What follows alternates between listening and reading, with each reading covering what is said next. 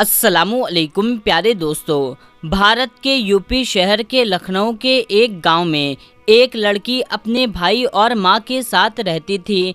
इस लड़की की उम्र उस वक्त 16 साल की थी जब इसके वालिद का इंतकाल हो गया। माँ और बहन का पेट पालने के लिए लड़की का भाई दिन रात मेहनत करता। ये लड़की करीब एक मदरसे में दीन की तालीम हासिल करने के लिए जाती थी। ये लड़की इंतहाई नेक, फरमाबरदार, खूबसूरत, पाकबाज और अल्लाह ताला से मोहब्बत करने वाली थी। इस गांव में सिवाय चंद घरों के तमाम घर मुसलमान के थे। पूरा गांव इस लड़की की इज्जत करता था। जब ये लड़की बाजार से गुजरती तो इसकी नज़रें नीचे ज़मीन पर होती थी। वक्त गुजरता गया। इसी मोहल्ले में एक नौजवान था जो इस लड़की पर उसका दिल आ गया। वो रोज़ाना इसे मदरसे में जाते हुए देखता। इस नौजवान की बेकरारी रोज़ाना बढ़ती जा रही थी। दोस्तों, एक दिन जब वो लड़की मदरसे जाने के लिए बाजार से गुजरी तो वो नौजवान अचानक इसके सामने आ गया। इस नौजवान को देख करके इस लड़की के कदम अचानक रुक गए। इसके दिल की धड़कन तेज हो गई कि वो लड़की पहले संभलती कि वो लड़का कहने लगा, मैं तुमसे बहुत प्यार करता हूँ, तुम मुझे बहुत अच्छी लगती हो, मैं तुमसे दोस्ती करना चाहता हूँ। ये सुनकर के लड़की गुस्से में लाल पीली हो गई। वो साइड से गुजरकर मदरसे की जानिब चली गई। वो लड़की सारा दिन उस नौजवान के बारे में सोचती रही। शैतान इसके दिल में तरह तरह के वसवसे डाल रहा था। वो लड़की मदरसे से घर आई, लेकिन बार बार इस लड़के का ख्याल उसके जहन में जन्म ले रहा था। रात का वक्त हुआ। वो इशा की नमाज पढ़ने के लिए मुसल्ले पर खड़ी हो गई। उसने इशा की नमाज अदा की और वहीं मुसल्ले पर सो गई। इस लड़की ने ख्वाब में देखा कि फरिश्ते इसे जन्नत से धक्के दे करके निकाल रहे हैं जबकि जहन्नम की तरफ ले जा रहे हैं। ये देख करके वो लड़की हड़बड़ा कर उठ बैठी। उसके कपड़े पसीने से भीग गए। इस पर कपकपी तारी हो गई थी। इसे कुछ समझ में नहीं आ रहा था कि वो क्या करे। वो सारी रात ना सो सकी। जब सुबह हुई वो मदरसे के लिए जाने लगी तो वही नौजवान दोबारा इसके रास्ते में खड़ा हो गया। वो फिर वही बात करने लगा। लड़की ने गुस्से में उस नौजवान के मुंह पर एक थप्पड़ रसीद कर दिया और कहने लगी, मैं इज्जतदार घराने से ताल्लुक़ रखती हूँ, मैं अल्लाह ताला की बातों की नाफरमानी नहीं करती।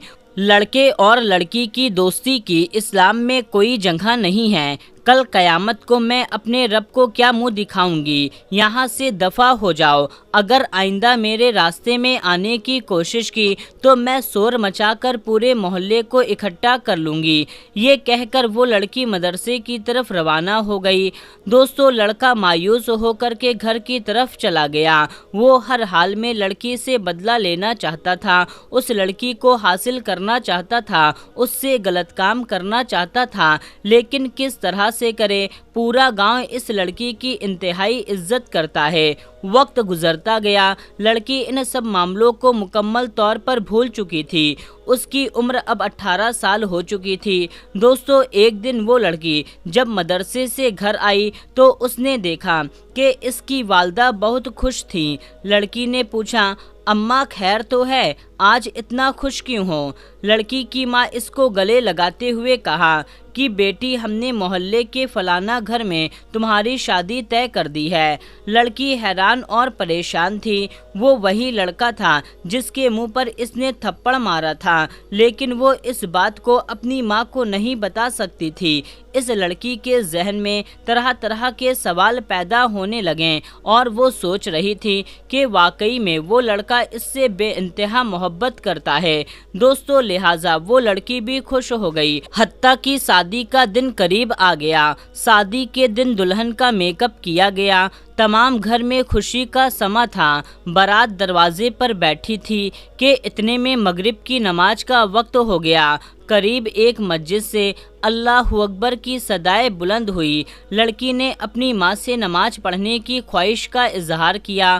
لڑکی کی ماں اس سے کہنے لگی، بیٹی ہزاروں روپے دے کر کے تمہارا میک اپ کروایا ہے، جبکہ بارات گھر میں بیٹھی ہے، وضو کے دوران سارا میک اپ اتر جائے گا، لوگ کیا کہیں گے؟ لڑکی اپنی ماں سے کہنے لگی، امی جان، نماز تو ہر حال میں فرض ہے، چاہے میں دلہن بنوں یا نہ بنوں، مجھے ان لوگوں کی کوئی پرواہ نہیں ہے، مجھے اپنے اللہ کو منہ دکھانا ہے، اگر میرا اللہ مجھ سے ناراض ہو گیا تو میرا سب کچھ اجڑ جائے گا، اسی لیے میں اپنے اللہ کو ناراض نہیں کر سکتی۔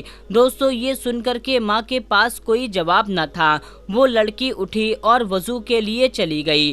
اس نے مصلی بچھایا اور نماز پڑھنے لگی کہ اتنے میں ایک زوردار بجلی کڑکی اور اس دلہے پر جا گری، جس سے دلہے کا وہیں پر انتقال ہو گیا۔ دوستو، بے شک اللہ تبارک و تعالی دلوں کے حال کو جانتا ہے۔ وہ لڑکا اس لڑکی سے صرف اس لیے شادی کر رہا تھا کہ اس سے بدلہ لے سکے۔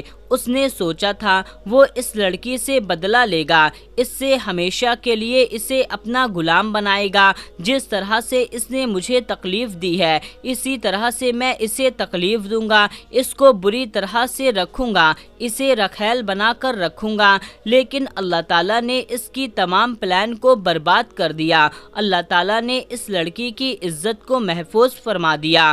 دوستو، اللہ پاک قرآن مجید میں سورہ العمران میں ارشاد فرماتا ہے، اور جب تم کسی کام کو پختہ ارادہ کر لو تو اللہ تبارک و تعالیٰ پر بھروسہ رکھو، بے شک خالق کائنات بھروسہ رکھنے والوں کو دوست رکھتا ہے۔